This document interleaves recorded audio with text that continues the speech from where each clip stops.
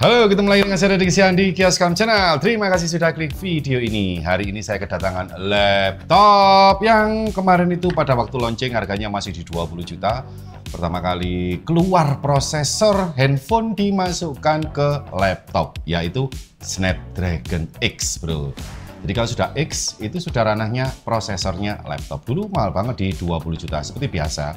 Sebuah brand itu selalu meluncing yang paling tinggi dulu. Nah, setelah tinggi, baru turun sampai sekarang level bawahnya dari prosesor Snapdragon X. Jadi ini harganya murah banget, 7-8 juta. Sudah dapat prosesor Snapdragon X. Apa sih kelebihannya Snapdragon X dibandingkan Intel sama AMD?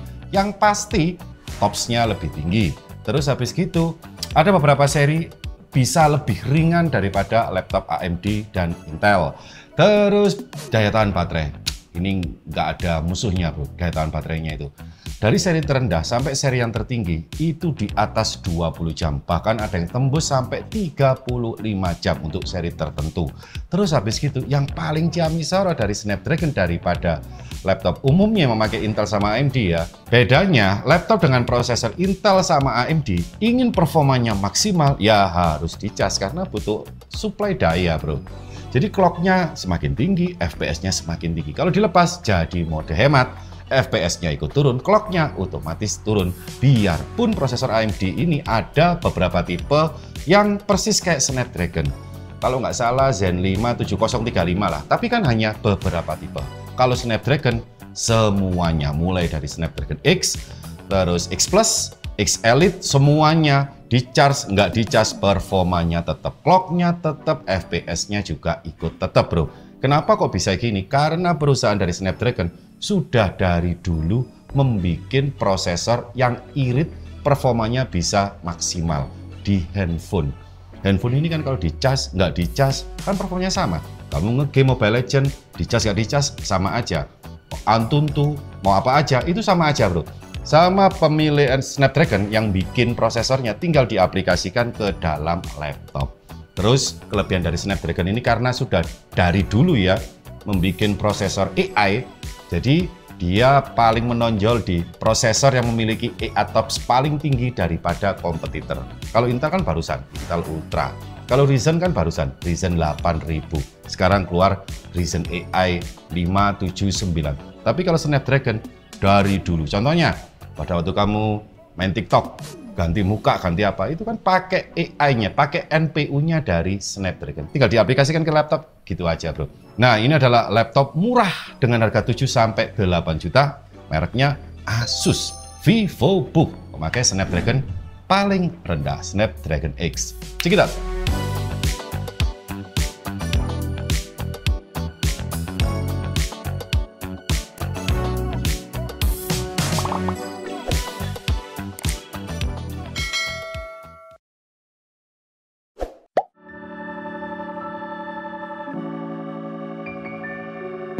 Kalau untuk beratnya ini di 1,5 kilo sekian, hampir 1,6.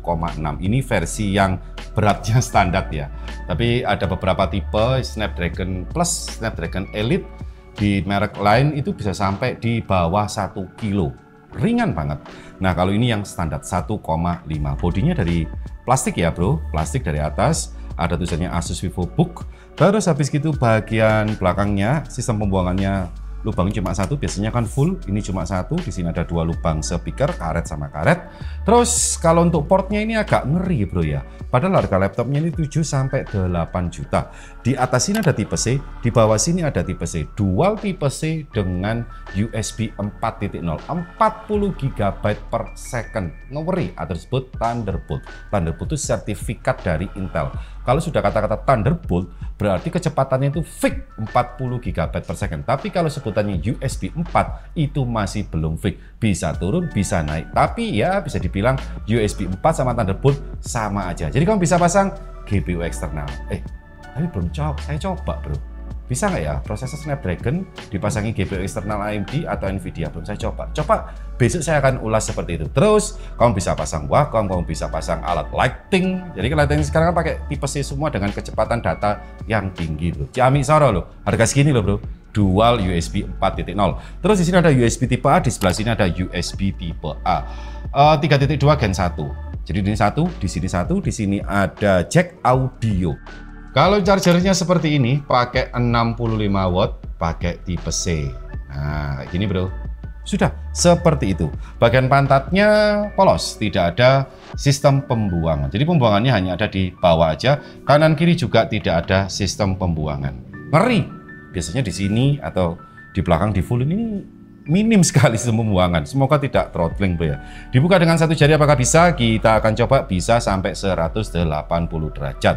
Ya, semua brand gampang lah bikin apa namanya engsel sampai gini tuh gampang. Cuma kadang-kadang user itu suka laptop yang 180 derajat karena ya bisa digini-gini kan sih bro kalau kena panas atau apa. Nah, lebih leluasa lah, intinya seperti gitu aja sih bro. Oke, seperti itu. Bagian dalamnya plastik, jadi luar dalam ini masih plastik. Terus kalau untuk tombolnya sudah backlit, nah, satu warna aja tadi bro ya. Nah ini, tapi di sela-sela aja, ini kamu bisa lihat loh, di sela-sela loh. Jadi nyalanya tidak tembus ke tombol, tidak ada numerik karena ini di 14 inci, tombol powernya gabung sama keyboard. Ya ini minus sih bro, harusnya di sini atau di sini lah. Jadi pada waktu keyboard rusak ya nggak ganggu powernya rusak, otomatis keyboardnya jadi ikut rusak karena satu jalur. Posisi keyboardnya masuk ke dalam, jadi pada waktu kamu pasang screen protector ya meminimalisir ngecap ke layar seperti ini bro. Oke, sekarang kalau untuk feel-nya,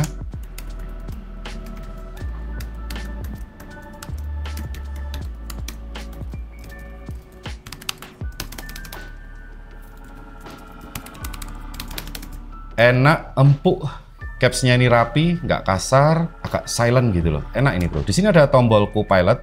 Pada waktu kamu sekali klik seperti gini, langsung masuk ke Windows Copilot. Tinggal ketik-ketik aja bro, butuh apa, mau makalah, mau curhat atau apa aja, tinggal diklik satu kali di sebelah sini. Tombol kanan kiri atas bawahnya ini gocil banget. Di sebelah sini ada Snapdragon X warna merah. Ini adalah seri yang paling bawah. Ada Microsoft Office Home 2024, jadi laptop ini sudah built-in Windows sama Office. Buset, murah ya. Trackpadnya gede, halus ini. Hampir kayak Milar. Kalau Milar itu punyanya MacBook ya, dari kaca. Tapi kalau ini bukan Milar, cuma halus, enak gitu loh. Klik kanan, klik kirinya tidak kelihatan garis pemisahnya, dan ini ada gesturnya. Misalkan saya ingin menurunkan volume, tinggal ditahan. Nah ini volume naik turun. Kalau sebelah sini brightness. Nah ini brightnessnya berkurang, nambah. Jadi ada gesturnya. Kalau di sini itu Asus Expert Center, harusnya seperti gitu sih bro. Ya kan, keluar Asus Screen Expert Center. Nah seperti itu. Di sini ada Copilot PC, Asus VivoBook, dan fitur-fitur dari laptop. Ini ada stiker kecil Sonic Master. Buset, audionya Sonic Master. Semoga nggak pecah ya bro ya.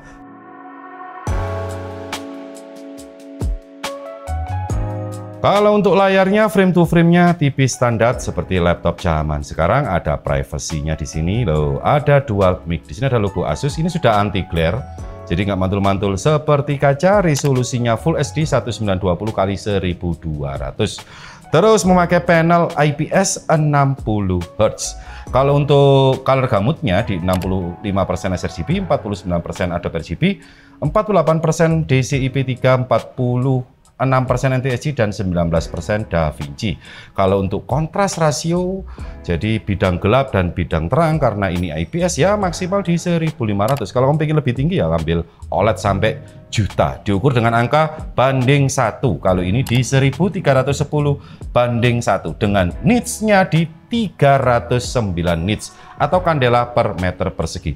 Jadi lebih terang karena standarnya di 250 nit. Rata-rata segitu bro. Ini lebih 50 lah, dibonusin 50. Terang banget ini bro. Terus kalau untuk gamanya nggak 2,2 ya, ini di 2,4 untuk red green blue-nya. Kalau untuk color temperatur, jadi layar ini lebih cenderung ke warna kuning atau ke warna biru. Idealnya itu ada di 5000 sampai 6000. Kalau ini lebih cenderung ke warna biru, tidak ideal di 7500, bahkan bisa terbang sampai di 7950. Terus kalau untuk delta E, pada waktu kita melihat sebuah objek warna hijau, di layar juga warna hijau. Kalau persamaannya itu di mata pas, itu biasanya diukur dengan angka di bawah 2 untuk monitor bagus. Kalau di bawah 1 itu untuk monitor profesional. Kalau ini average-nya bagus ini menurut saya bro. 1,4 delta E. Camik nih monitornya.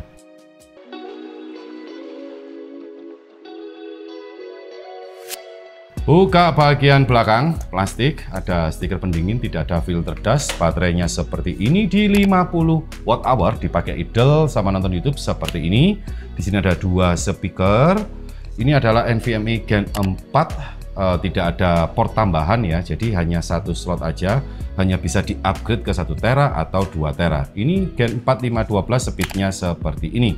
Kalau untuk memorinya tertanam LPDDR5X di 16 GB, jadi kamu nggak bisa upgrade ke 32 GB. Tapi ini speednya ngeweri bro, semua seri Snapdragon speednya selalu di atas 6000.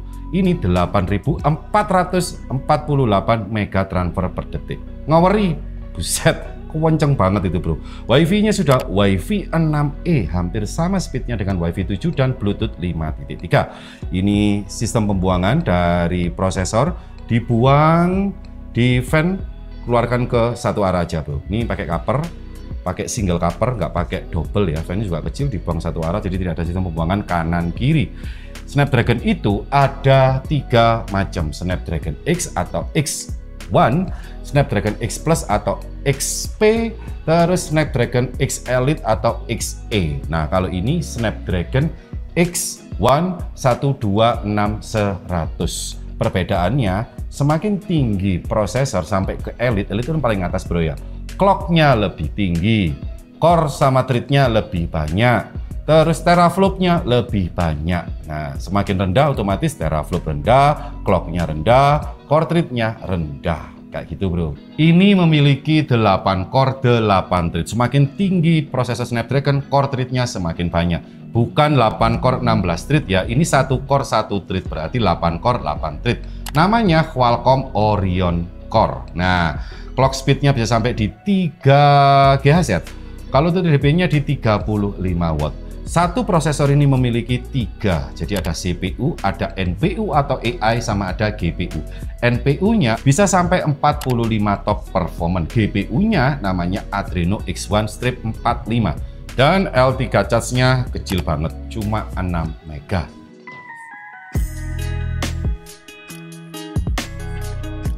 Oke, seperti ini kualitas webcam dari Asus VivoBook yang memakai prosesor Snapdragon. Dia nge-wide, ghostingnya ya lumayan ya, lu kok kelap-kelip gini bro ya. Jadi auto exposure-nya ini terlalu responsif. Detail dari jauh seperti ini, suara saya juga seperti ini. Kalau dari dekat seperti ini dan detailnya seperti ini bro.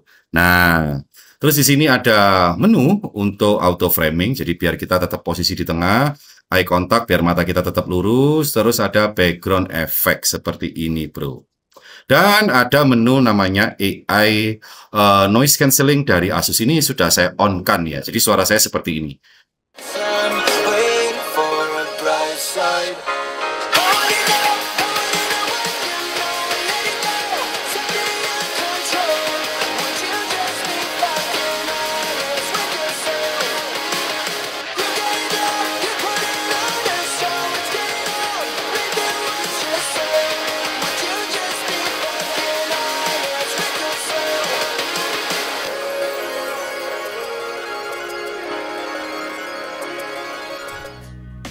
Enak, nggak nyacat, kenceng, bassnya ada loh, biarpun nggak ngebass seperti speaker ya, tapi ini bassnya ada, nggak gembret, triple middle-nya oke bro, enak ini speakernya. Ini saya coba tes benchmark pakai Cinesband R23 tanpa charge, karena performanya sama aja, paling panas ada di 40 derajat, termasuk adem. Terus di sebelah sini ASWD-nya itu di, berapa ini ASWD-nya? 39, ya 39, nah sebelah sini adem sendiri bro ya. Ini di 31, sistem pembuangannya di belakang. Ini laptop adem ini bro, serius adem ini, 41 mentoknya, paling panas loh ini. Sekarang waktunya saya tes di beberapa game dan software benchmark. Ada yang error karena ini memakai Windows ARM, karena prosesornya prosesor ARM bro. Jadi Snapdragon sama MacBook itu sama ARM semuanya, M1, M2, M3, M4. Jadi banyak yang nggak support di prosesor tersebut. Jadi ya ada yang error, tetap saya keluarkan, kayak tes AI juga error, game juga banyak yang error, tapi lebih baik sih daripada yang awal-awal muncul. Kalau awal muncul banyak error. Sekarang sudah bisa dipakai di Adobe Photoshop, Adobe Premiere, Adobe After Effects, tapi harus updatean paling baru. Kalau yang kemarin sekitar 4 bulan yang lalu itu nggak bisa. Kalau sekarang sudah bisa. Oke, sekarang kita akan lihat. Check it out.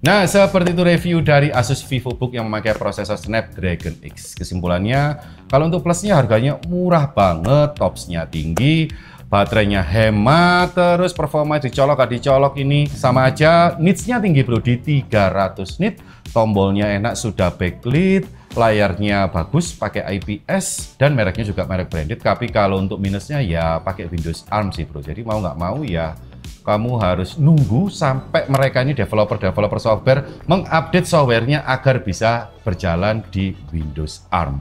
Sama memorinya dual channel tapi cuma 1 slot, tapi kenceng banget. Itu plus sama minus ya, coba komen di bawah. Kalau kalian tertarik, linknya ada di deskripsi atau di tag produk. Saya Deddy Gizan di dalam channel Salam Teknologi.